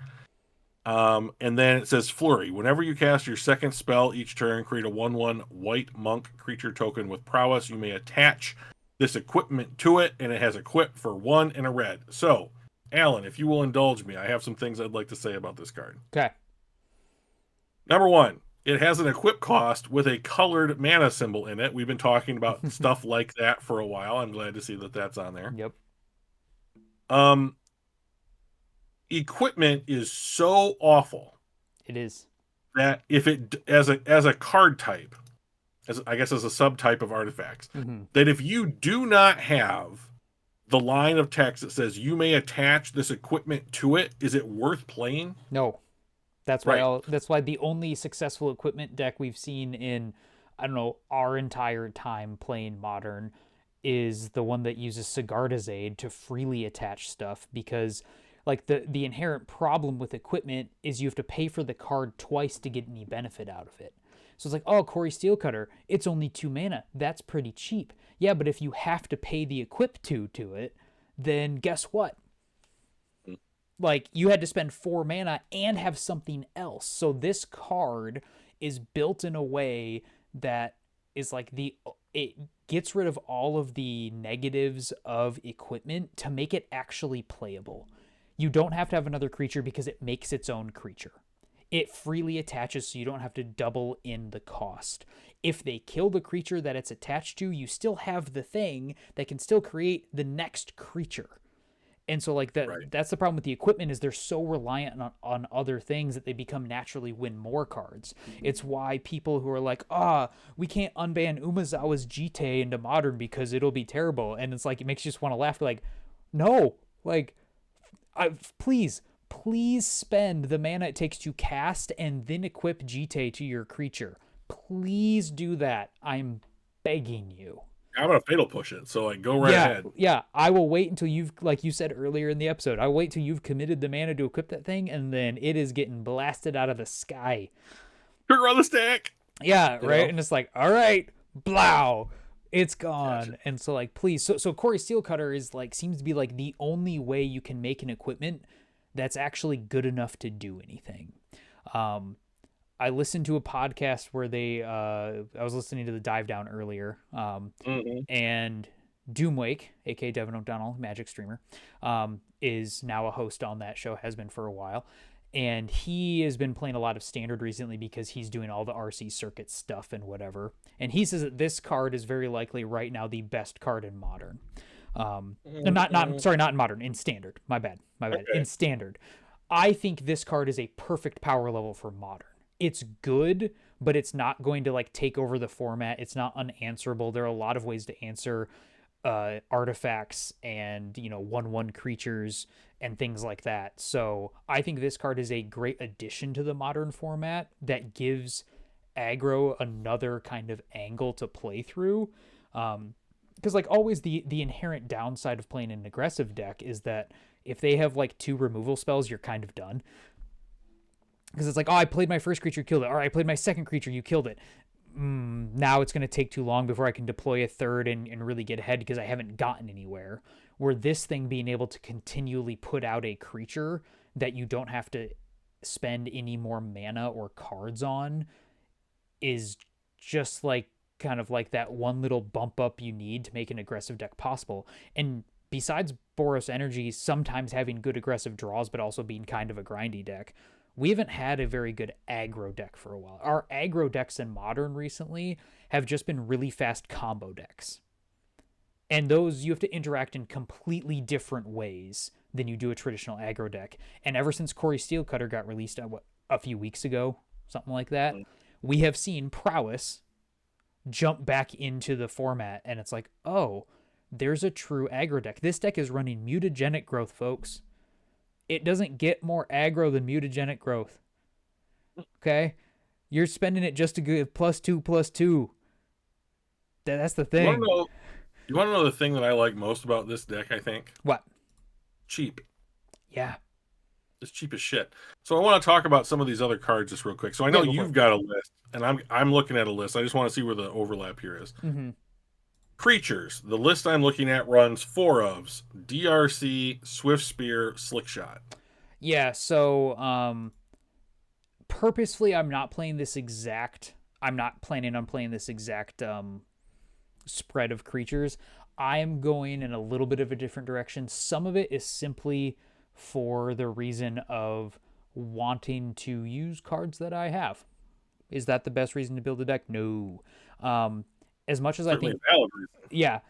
The other reason is as much as I think Slickshot Show Off is a good card, for some reason I find myself not wanting to play it. Um, and maybe it's just because I, for so long, have naturally played a lot of interactive decks. I have very rarely felt like I could not just read a person playing Slickshot Show Off like their hand was face up because of the way they're playing around it. And so it seems to me like Slickshot Show Off is a card that like feels like it's like, oh, I get it down and it just blasts off and wins. And I'm like, only if anything that was going to hit hard was going to win anyway. Like, for the most part, I felt like many of the situations where a Slickshot Show Off killed me, a second Swift Spear would have also killed me because I just didn't Okay. have interaction for it. Like, all I have to do is have a Fatal Push, and then Right. you plotted your Slickshot Show Off. Great, I'm glad you got to cast it for free, and then you invest all your mana to pump it up, and then I kill it. So I'm shying away from it. The Hive Mind has clearly shown, if you look at the results, like 98% of them have that exact creature spread. So Well, that's apparently the so far most successful way to do it. But the most hive-minded way to do it. So, yes, like, here's what I want to say. Mhm. I like Corey Steelcutter in this list with this creature package because every one of these creatures is getting something off of Corey Steelcutter. So Yeah, it's an artifact, therefore non creature spell. yep, triggers So prowess. it's triggering prowess, right? And then with DRC, you're getting a surveil out of it, so you're Hmm. getting selection out of it, right? Yeah. So I love that part of it. So what creature are you running? I bet I know. So I am running DRC and Swift Spear, but then I deviate from there and I'm running a 4 of Ragavan and then Mhm. 2 Bedlam Reveler. Okay. So Um, can you read off Bedlam Reveler for Yeah. us? Pulling it up right now here. So Bedlam Reveler was in some of the very, very early lists with Steel Cutter before people adopted the Slickshot Show Off. So Bedlam Reveler is a card originally printed in Shadows over Innistrad, I believe, or if Oh my not in god. that block, one of those two sets. So it is 6 red red. It is an 8-drop for a 3/4 Devil Horror. Okay. It has a very Yikes. important line of text that is the first line of text, though. It says, this spell costs 1 less to cast for each instant and sorcery card in your graveyard. So the goal is that eventually you could get this to the point where it's red, red, 3/4 prowess, and when it enters, you discard your hand and draw 3 cards.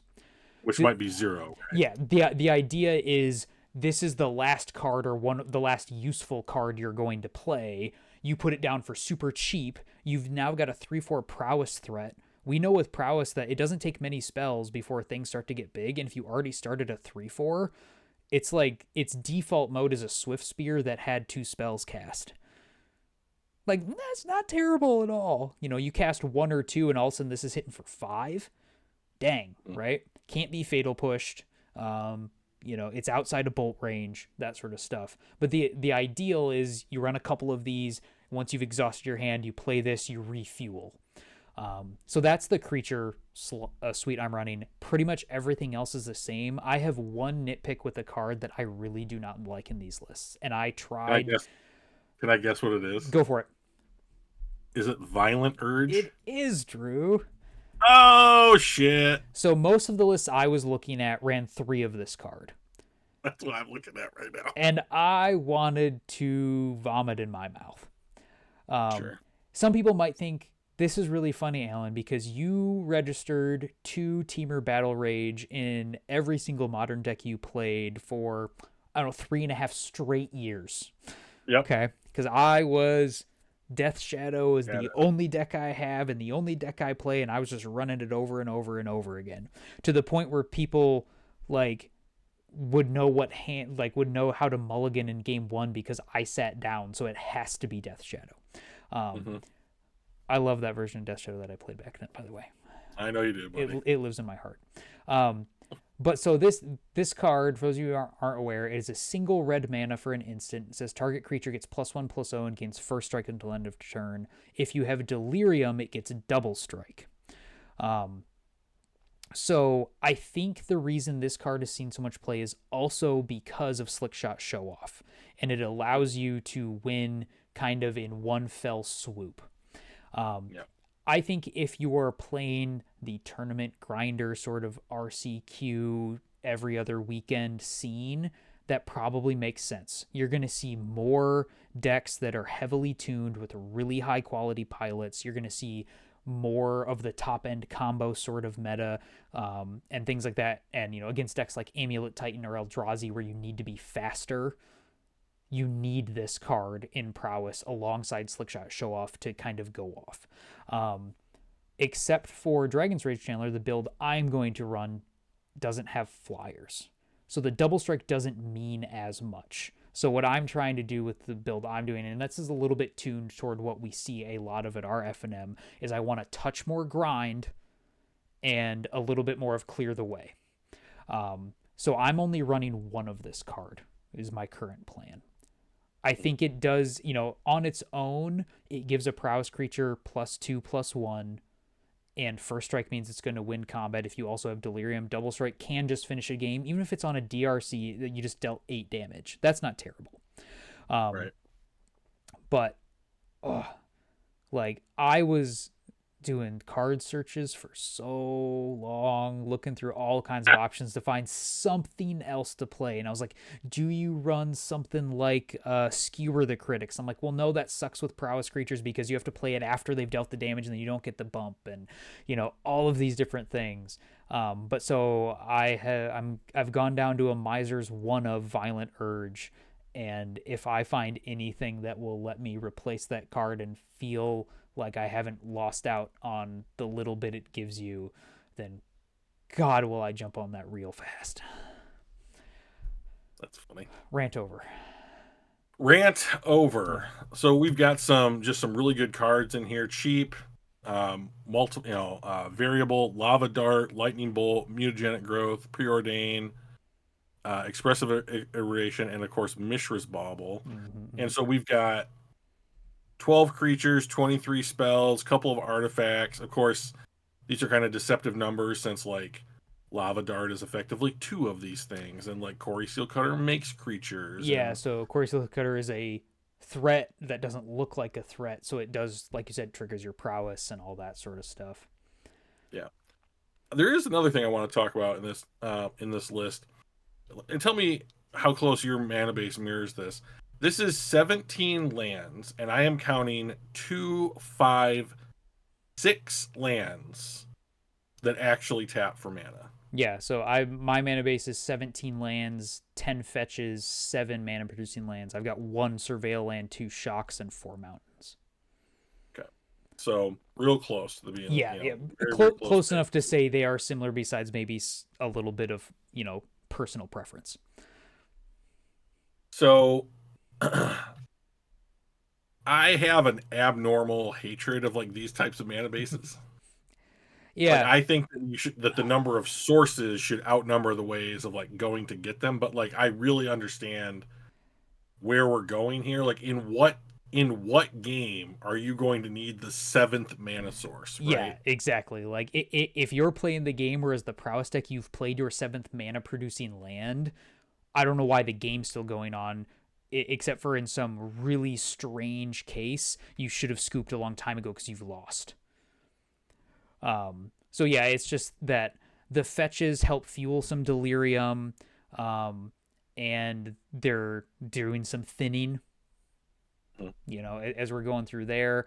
Um, and so every like ideally with a deck like this, you never want to draw a mana producing land. Every land you draw, you would like to be a fetch, because then every land drop you make takes 2 cards out of your deck, and so you're that much more likely to draw action as the game goes on, which is the thing you need in order to win.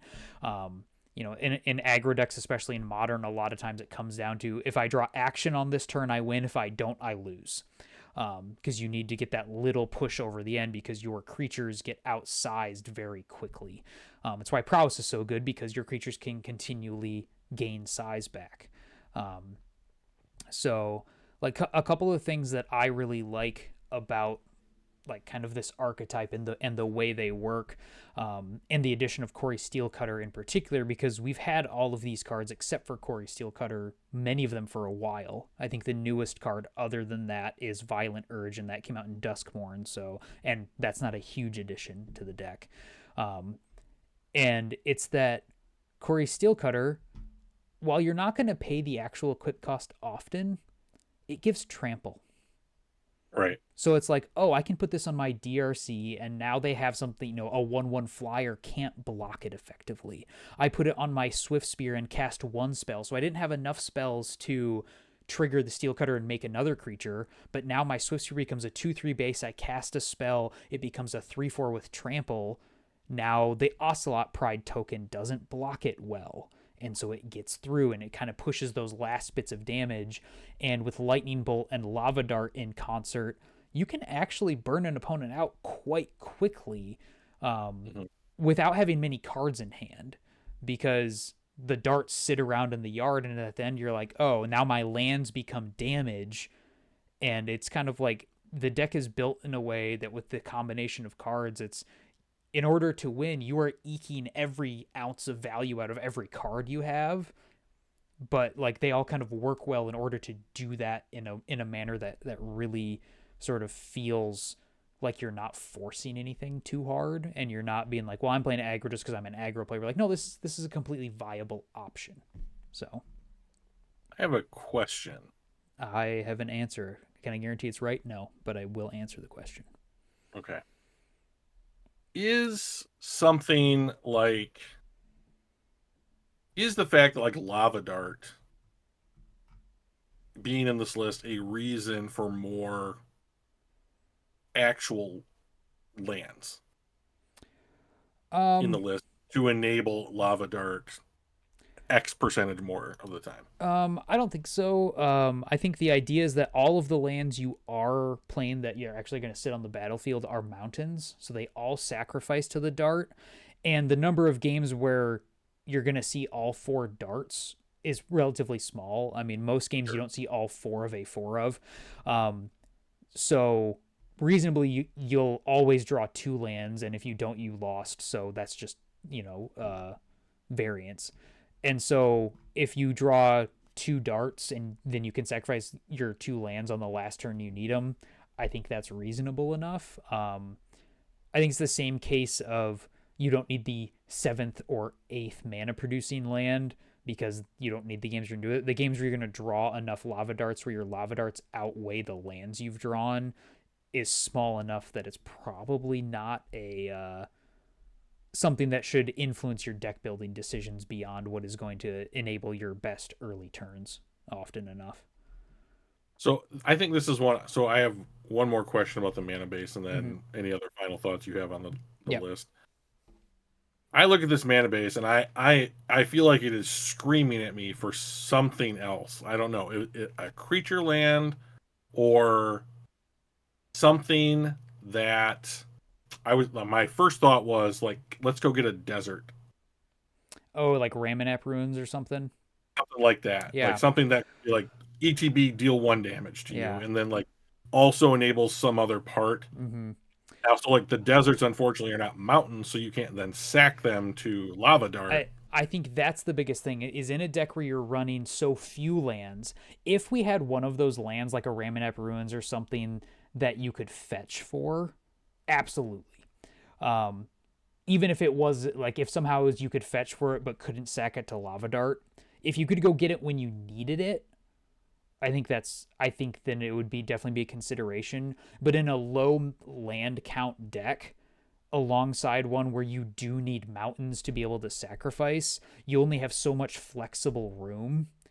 And so then it comes down to like, ooh, I think that's really tough to do. Could you put in a 7th mana producing land in most of these lists, drop one other land for a utility land if you want it? The first one I would reach for would be, what's the mono red creature land that spits out a goblin when it attacks? Oh, sure. Den of the Bugbear. Yes. Yeah. So like, it would. Do I think it would be egregious to put one of those in there? No. Right. But I think the idea is this way. It is a fetch land represents any land in your deck. They all, as long as you have lands in play that can produce mana, you know they can sacrifice to dart, so you don't have to be like, oh shoot, this game I only have 2 lands and I have 2 darts in play, and that would be lethal, but one of them is my stupid other land, or something along those lines. I think Raminep Ruins in particular, it also has the downside of every time you tap it for mana, it pings you, Yeah. and like that might just be the difference in trying to like eke out those things. It so it wouldn't be terrible to put one in, but I think you have so little room to wiggle in your mana base that you can't really get much more. Do you so the thing about prowess that I've always thought is interesting is that it's an ability that lets a deck go tall, right? Mm-hmm. Like you're getting more out of this than this thing is worth by itself. Yeah. And then what's the opportunity cost basically of like enabling that to happen? Do you think that aggro, I mean, I think we don't really have many aggro decks in the format that go wide right now. Yeah. Nor have we back since the days of maybe like the Savannah Lion white, 1-drop creatures that just Yeah. you continue to pump them out. Do you think going tall as opposed to wide is just the right strategy for a game like Magic? Or if a deck had an ability like Prowess, which does an excellent job of promoting going tall, if we had a mechanic like that that did an equally good job of going wide, would that be too good? Um, so I think like a great example of a deck build that tried to go wide that we've seen in our time in Modern was like things built around Young Pyromancer. Mm-hmm. And I think at a time that's fine. I think in an aggro deck in particular, the reason why going tall seems to work out better, whether you think of something like Prowess, whether you think of an Infect deck or whatever, is that going tall loses to the same things as going wide, but going tall beats things that going wide doesn't. Because I have to go so much wider in order to deal the same damage than going tall with one thing with trample because of Corey Steelcutter or something. So like how many 1/1s do I have to make to account for the single 1/1 prowess creature with the Corey Steelcutter on it? Um, and then your individual spells I think become better. Mutagenic growth in a go wide deck doesn't make any sense. But in a deck with prowess creatures, mutagenic growth is a 0 mana +3/+3. So it's a 0 mana Is bolt. And is there I guess I have a lot more questions about this deck. Do you think so my I have seen decks adopt cards. mm-hmm. Like for example, Boros Energy adopting the One Ring. Yeah. Where I'm like, these things don't go together. This is stupid. Oh wait, Mm-hmm. this really works really well. Yeah. Do you think that Corey Steelcutter, if you drop the blue out of this prowess list, do you think that there's a Guide Pride Corey Steelcutter deck? It's probably not going to look a lot like Boros Energy, but like a lot of the spells in this deck is red. You're going to be producing mana, gaining life. Like, is that a better way to win against these other prowess decks? Is just to be like, I'm playing. Like, how many blue spells do we even have? I think I've that got preordain and expressive iteration. We can't find so I think blue offers one huge upside, and that's in the sideboard where you get access to consigned memory. to fight against the Eldrazi Yeah, lists. and I think the big mana decks are no longer slow enough like back in the day when it was just classic Tron that as an aggro deck you're like, yeah, I just beat that because they're too slow because they put down one thing on turn 3 and then I just killed them on turn 4 anyway across the one thing that they did and I don't care. Mhm. They're now fast enough that on turn 2 they can put down a sowing Micah spawn, have another land, and then they have a 3/3 blocker, and you're like, that's kind of decent enough that I have to have a very specific thing to kill it, and then the next turn they land a haymaker, and if they're doing it a turn sooner than they ever used to, that consign is huge for those matchups in particular. I do think you could very reasonably I would not be surprised if you're like, oh, we found a Boros deck that uses Corey Steelcutter and Guide Pride and is just more aggressively slanted version of Boros Energy, or we don't call it Boros Energy, but it's a aggro Boros deck using those cards. I think that sounds completely viable. I'll let somebody else figure it out. Sure. I think the first deck that I saw Spike play with Corey Steelcutter was just a Boros aggro list. Mhm. So like I think that's totally reasonable. Blue, I think in particular, giving you consign and and expressive iteration is the thing that lets you refuel to have that like one last push worth of cards. So I think those are two big upsides of why you naturally lean blue in these. But I think it certainly could be reasonable that something else would. I think naturally people go to blue because it's also the Spellslinger deck has always been blue because it has cantrips. Sure. And so you just have 1 mana spells that you can do without a specific target, without a specific sequence of things that have to happen. You're just like, I just do this, and it makes my DRC better. It makes my Swift Spear better. All of those things. So, but yeah, if prowess became big enough, maybe a Boros version of an aggro deck is the way to still have the good matchups be kind of the same, but maybe it fights better against the mirror now. As we're going. So I don't think it's a heinous idea. Thank you. Yep. Yep. Yep. Anything else on It your looks mind tickling your brain? it looks like a list I would play. I think that this looks like a pretty interesting deck. Mm-hmm. So I got to get over this not wanting to play the cards that everybody else wants to play. Yeah. Block that I've got I going. mean, yeah, you just gotta find the cool card that it doesn't matter if everybody wants to play it because you're like, this is also cool. Like I saw Corey Steelcutter and I was like, I want that. Yeah. And so Card Kingdom credit came in, and Corey Steelcutters came to me, and now I'm picking up the rest of the prowess list with the next round of credit. And Well, I'm glad you got your Corey Steelcutter. You cannot get them on Card Kingdom right now. Yeah, they are sold out. They are sold out. It is a popular card. Yeah. So, yeah. But I think it's an enjoyable deck. I think sometimes you just want to be in an aggro mindset, so having the option is good. I've always liked prowess. You've said for years that I like creatures that just naturally get bigger, by playing the game, and so I think it's cool. I think one of the reasons I'm playing Ragavan as well is because I put my Blood Moons in the sideboard, and Ragavan can turn to a Blood Moon, so that gives you another angle to fight some of these other decks.